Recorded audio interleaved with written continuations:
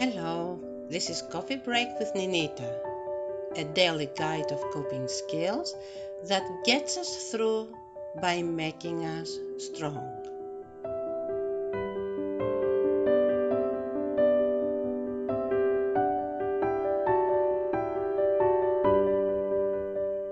While still talking on this subject about the 5 freedoms, I hope that a couple of days ago, when you first heard about the 5 freedoms, you gave your attention.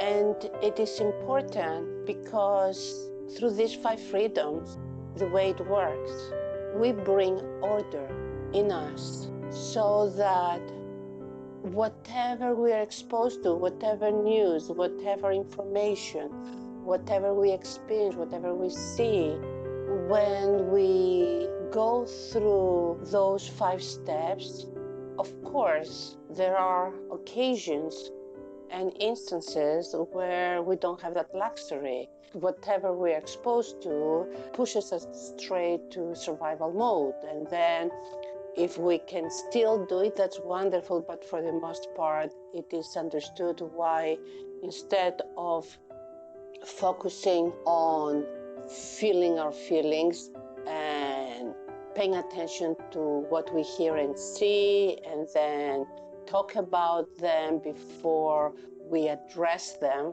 and take a risk and embrace the outcome of such risk, whether it is a positive or not so good.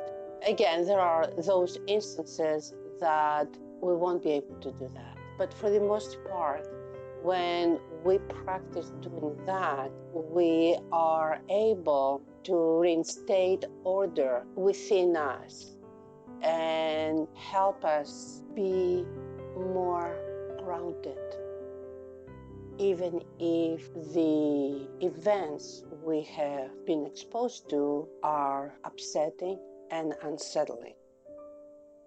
It is during these times when we are exposed to things that bring chaos that if we are able to feel the feelings and hear and see what brings those feelings to existence, and are able to talk about them, and before we take action, which is the risk-taking, and deal with the outcome, if we're able to do these steps, to follow the steps, we are bringing order into chaos.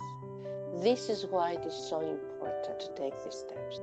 It is the order that we bring into our lives, especially when things are very chaotic.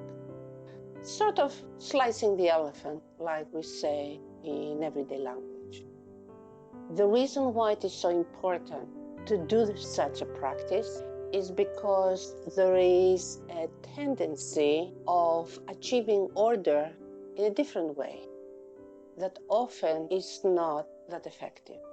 And that different way, we have talked about it before, it is assuming based on the thoughts and feelings that we have, and believing our assumptions, and then acting out as if those assumptions are indeed real. So we have that tendency of bringing order by distorting reality through assuming and believing our assumptions.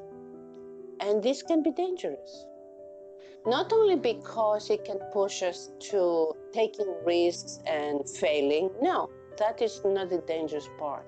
The dangerous part is that it is driven, for the most part, through passions, and there is no clarity of thoughts and feelings.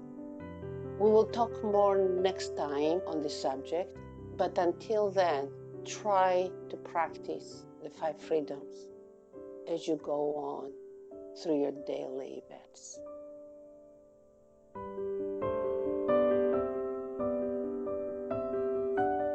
Please leave your comments and suggestions on Facebook or email us on StayWHOLE@gmail.com. Until tomorrow, stay well and God bless you.